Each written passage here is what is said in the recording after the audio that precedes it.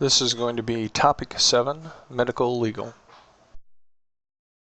After completing this chapter, you'll be able to understand the origins of case law, civil and tort laws and the elements of a lawsuit, the complexity of patient consent, both legal and ethical concerns, the understanding of patients' rights, principles of advanced directives, and acts and laws that impact the paramedic as an employee.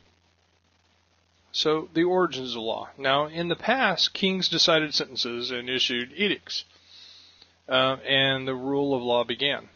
When cases became too numerous for the king, magistrates were appointed to handle minor cases. They would judge the worthiness of a case and render a judgment.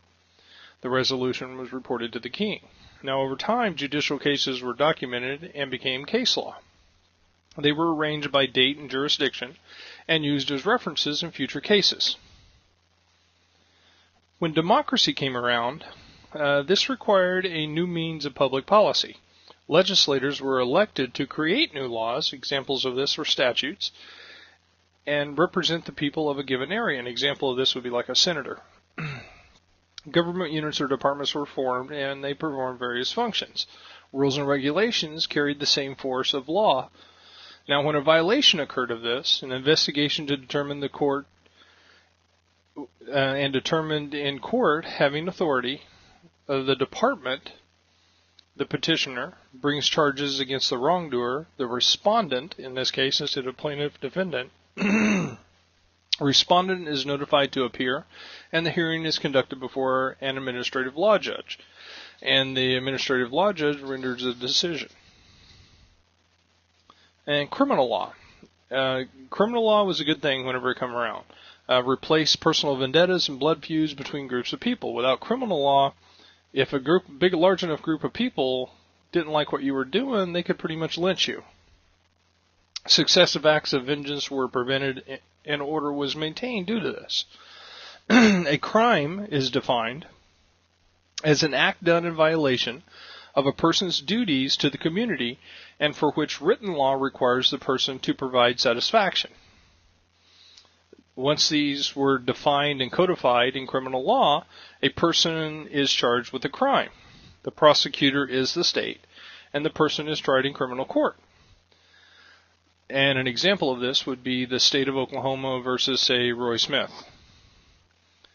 Now, criminal court systems, there are a couple different kinds here. There's state, federal, and supreme. The state court pretty much handles violations of state laws. The federal court handles violations of federal laws. There is an appellate court as well, or an appeal court.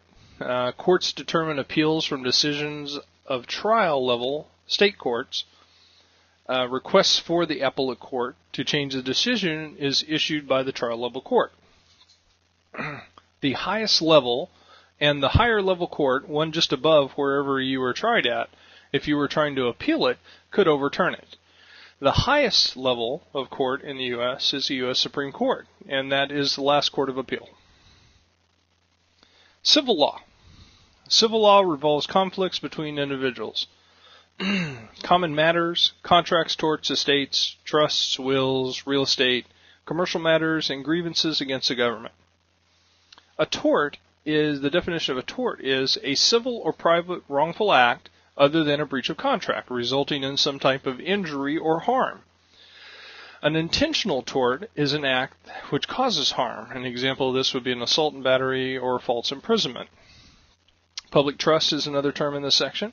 Involves an understanding between the patient and paramedic that the patient will be treated with dignity and respect. And negligence.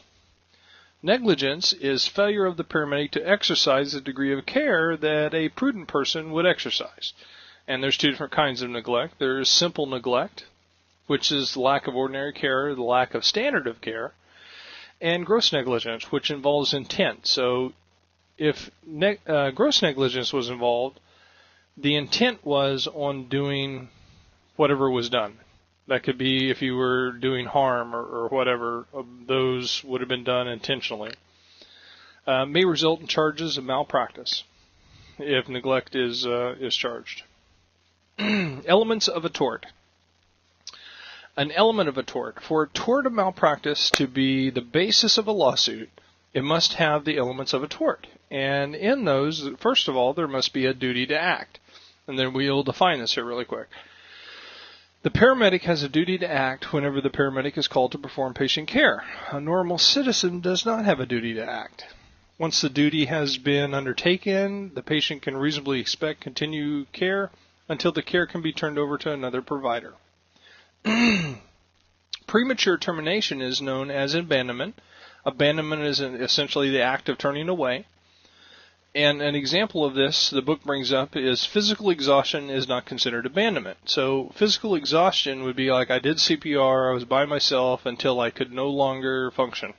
That is not abandonment, that's physical exhaustion. Good Samaritan Act. This encouraged rendering aid during emergencies. A Good Samaritan doctrine was established from the Bible story of the Good Samaritan. The laws protect well-meaning healthcare providers that provide assistance outside of the duty. However, this does not provide you with immunity, and it may not apply if the paramedic created the situation. An example of this started an external jugular IV and blew this guy's lung, or created a tension pneumothorax or a pneumothorax. That would be actionable. Breach of duty occurs when a paramedic does not perform the standard of care. So you had a duty to act, and you have a breach of that duty. The standard of care is established in court. Then a breach of that standard is determined. So this is up on the big screen, your PCR is up there, and they're determining first of all, what the standard of care was, and then how you neglected this. A couple terms in this is misfeasance and nonfeasance. Misfeasance would be the paramedic performed the correct procedure, but it did so incorrectly. And nonfeasance, the paramedic fails to perform the correct or required procedure. So, saw the clinical indication for it, but just didn't do it. Would much rather run to the hospital instead of perform their job. Damages.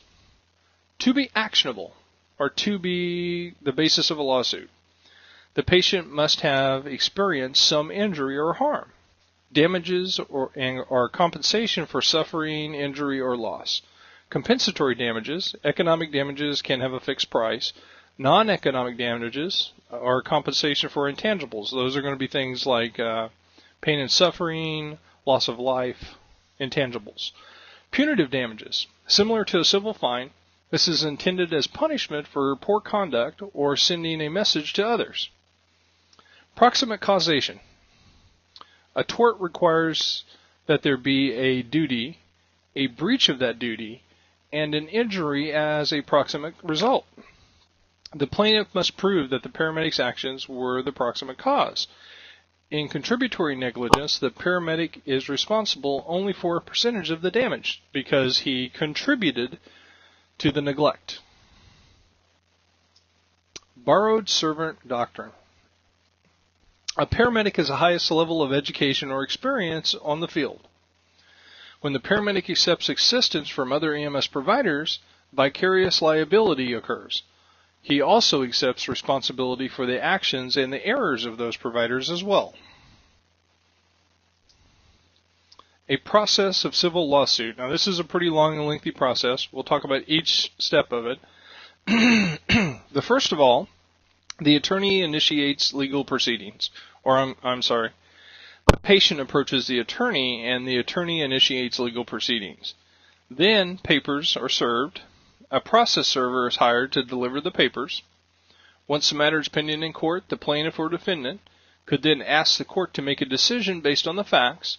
The judge acts as the fact finder, and then summary judgment could occur. And this is a determination by the judge solely off of the papers without conducting a trial. Pretrial discovery. A subpoena, a legal command to appear. The patient may authorize through a written release of information the paramedic's patient care report be released to the attorney. Now, every report must be authenticated before it can actually be entered in the court records, so a notary public has to authenticate those documents. Affidavits can be taken, those are sworn written statements, or deposition could be taken, those are swearing on oath, and generally a recording, whether by stenographer or tape. Settlement. An agreed sum of money is paid when the trial may be counterproductive, difficult, or expensive. So a settlement can occur because a great expense could occur between companies. They've agreed on it. It could be difficult to prove, or it could be expensive. So sometimes an agreed sum of money or a settlement is occurred at this point. Quality assurance and discoverability. Quality assurance is there to improve quality of the overall standard of care. Efforts to improve patient care through uniformity and reliability with the standard of care, often accomplished through retrospective analysis of the PCR. And this is done after the fact. So after the PCR has already been generated, or the patient care report, then quality assurance will take a look back through the patient care report and see if there's any adjustments they can make.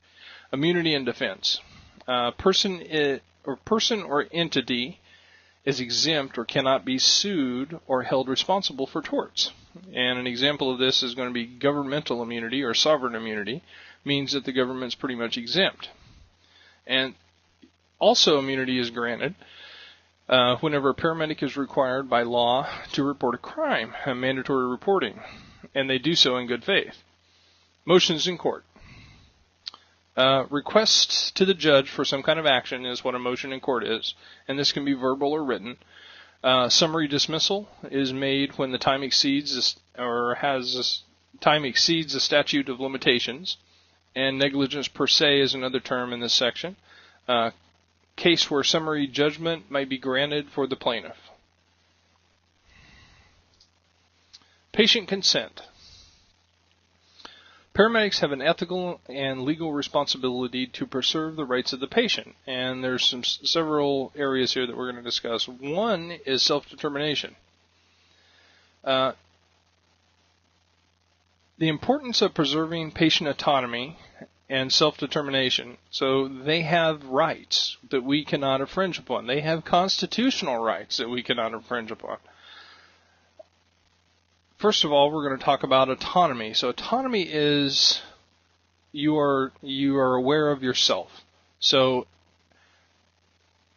any kind of thing that would infringe on the person's autonomy could be held as legally as trying to infringe upon the patient's rights. Disclosure, an open dialogue between the patient and the provider. And the provider tells the patient about the procedures or anything that would be done to them, including the risks, recommendations of the procedure to the patient, and any foreseeable harm is all explained in this, that you have full disclosure. Understanding, patient must be of sound mind, patient must have legal capacity to understand, and in general, the patient must be of legal age. They have to volunteer or voluntariness as well. Patient consent must be voluntary, and the patient cannot be coerced into consenting. So you can't throw them into an armbar to make them consent. Permission, following the explanation and opportunity for the patient to ask questions. The paramedic should ask for permission to proceed. This is usually done verbally, and be sure that there's witnesses present. Additional concepts of patient consent. We're going to talk about Barnacle on the next slide. It's right after this one. But it's a way of delivering the patient's options for consent. An emergency exception. Delay may compromise the patient's health, so in some cases for consent, an emergency exception can be made. An emergency exception may clearly be a benefit to the patient during a crisis. However, not every EMS call is an emergency. Therapeutic privilege. In rare instances, it is acceptable to withhold information from the patient for the patient's benefit. This would be when disclosure would pose a threat or detriment to the patient directly or their direct health. Waiver of right or consent. Some patients will summarily waiver their rights to consent. Permits the paramedic to treat the condition to the standards of care. And an example of this would be for the patient to say, just go ahead and do what you think is best. This is Barnacle, and this is Table 6.1 in your book. Benefits of the procedure, alternatives to the procedure, Risks of the procedure. Nature of the procedure. Answers to the patient's questions, if they have any, consent to the rights of the patient, lack of treatment consequences, and then explanations are understood. So I think that this is a benefit to you because it could save your life. You have alternatives to this, but I would not suggest them, and this is why. There is a risk to this procedure. Here's what we're going to do. Answers to any question that you might have, consent to the rights of the patient, that they have a right to choose, and that you have obtained consent. An example of this, so do you understand everything that I've said here? Is it okay that we go ahead and do this? Lack of treatment consequences. If you don't do this, this might be something that would occur. I don't have a crystal ball. I can't see into the future.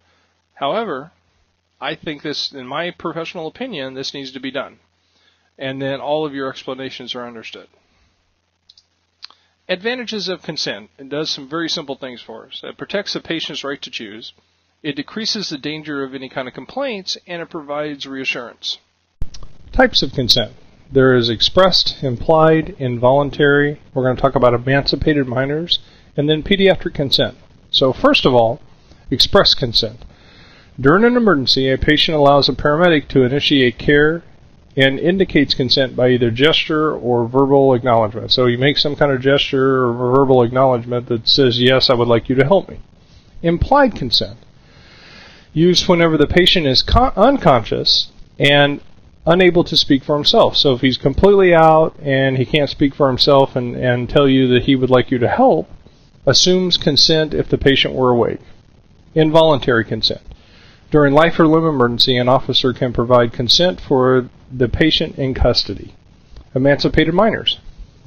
Patients below the age of majority are permitted to give informed consent. And there's some very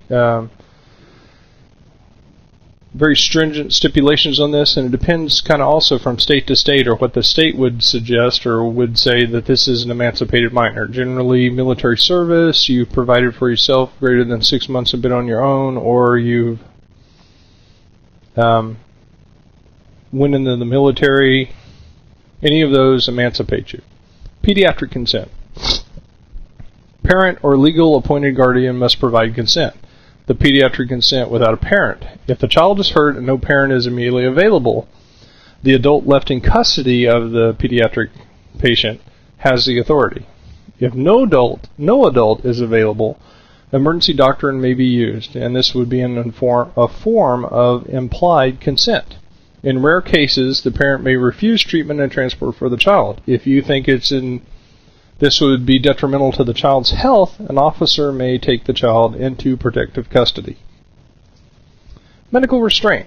Behavioral emergencies may call for medical restraint. Each state has mental health laws that provide for involuntary restraint. Following restraint, the paramedics must periodically reassess the patient and document restraint use. Positional asphyxia. Sometimes during a restraint, a patient may become so agitated and combative that they will enter a state of excited delirium. They become hypoxic. This process is called positional asphyxia, and then they subsequently go into cardiac arrest. Please reassess your patient frequently. This is an example. Proper use of extremity restraints in opposing directions. And then patients should not be hogtied, and this is hogtied. Very difficult, depending on their weight, that they can get air into their lungs. They easily become hypoxic and may go into full arrest. Refusal of medical assistance. Every patient has a right to refuse care.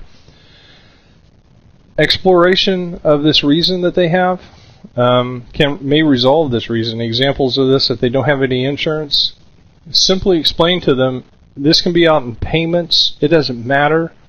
I'm not the one charging you today.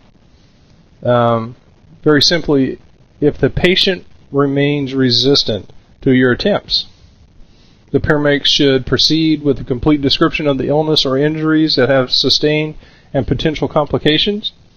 If they want to go against the medical advice and not go with you, some patients refuse care in opposition to all logic when confronted with clear and immediate danger. An example of this, they're having a heart attack and they still won't go to the hospital.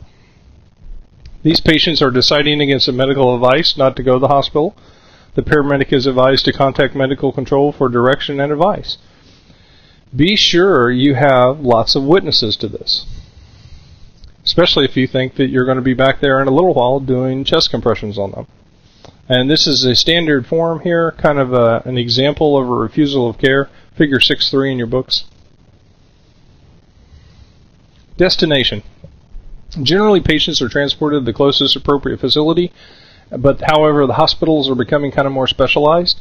Appropriate medical facility may not be the closest. Example of this, if you had a heart hospital or a cardiac hospital or a neurological hospital that was specialized. Those may be all the way across the city. Advanced directives. Brings up a lot of topics. Development of new life-saving technologies, accompanied by questions of the quality of life in terminal illness and the prolongation of suffering.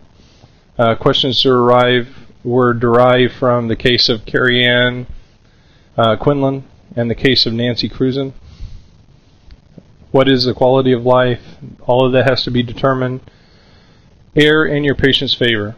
If you're confused about a subject, very simply get medical control involved and explain the situation best you can and see where it goes to from there. Principles of advanced directives. Competent people can refuse medical treatment. Interests of the state are subordinate to the will of the competent patient. Healthcare decisions should be made in a healthcare setting as opposed to a courtroom. If the patient lacks the ability to make decisions, then the patient may assign a surrogate decision maker of her stead. Patient Self-Determination Act of 1990. The patient has the right to participate in and direct their own health care. Patients have the right to refuse medical and or surgical treatments, up to and including the use of life-saving or life-preserving technologies. The patient has the right to prepare an advance directive. The hospital has the duty to assist the patient with decision-making activities. And types of advance directives, we have living wills. It's a durable power of attorney for health care. Surrogate decision maker uses substitute judgment to guide the patient's healthcare decision, and this is considered a healthcare proxy. Do not resuscitate orders, which used in situations where artificial life support would be futile and death is inevitable. Paramedics are expected to honor a DNR order. Palliative care is acceptable, and that would be comfort care. And then physician order of life-sustaining treatment. Detailed description of the patient's wishes placed in the form of the physician's order. Confidentiality stems from a person's right to privacy. Liable, which is the first term we're going to talk about here, damaging falsehood written or printed and disseminated into the public. Slander, defamatory lies about the person are told to others. Breaches of patient confidentiality. Pretty much we have currently a federal mandate on this. Physician may breach a patient's confidentiality when required by law, and this would be after the subpoena of the medical records. Disclosure limited to that which is necessary to the issue. Limited disclosure. Only provide confidential patient information to those who have a need to know, and only to the extent that is needed. And the federal mandate is HIPAA, which is the Health Insurance Portability and Accountability Act, provides for criminal penalties for inappropriate disclosure of patient information, establishes a number of protections for the patient's right to privacy, and then last term here is going to be disclosure to law enforcement, and officers should be provided with information which is required by law. Patient's name and address can be shared. All other requests of information should be denied until the patient signs a release of information or a subpoena is served. Information dissemination. This is table 6.2. Obviously the paramedic, if they're under direct treatment, the ER, medical doctor, and or RN, billing clerk, utilization reviewer, and this would be reviewer from the hospital or QI maybe, infectious disease RN, public health service, Center for Disease Control, and the media in case of reporting an outbreak, but then no personal information would be applied to that. Employment law. American with Disabilities Act protects those citizens who suffered hardships or discrimination from employers. Prohibits discrimination based on disability in hiring, promoting, training, and retiring. Title VII provides the employee with certain rights, freedom of religious expression, etc. Amendments to Title VII are Age Discrimination in Employment Act, Equal Pay Act, Fair Labor Standards Act, Family and Medical Leave Act, or FEMLA, and requires employers with more than 50 employees to provide employees 12 weeks of unpaid leave for the purposes of child rearing or childbearing. Conclusion. Acts, laws, and regulations that affect the paramedic intend to protect the paramedic or to provide the patient protection. Careful attention to these laws, both in letter and in spirit, will help the paramedic provide safe and effective health care. And if you have any questions concerning this topic, feel free to contact me. My name is Roy Smith, smith@SamaritanEMSOK.com, or 405-492-8243. Thank you.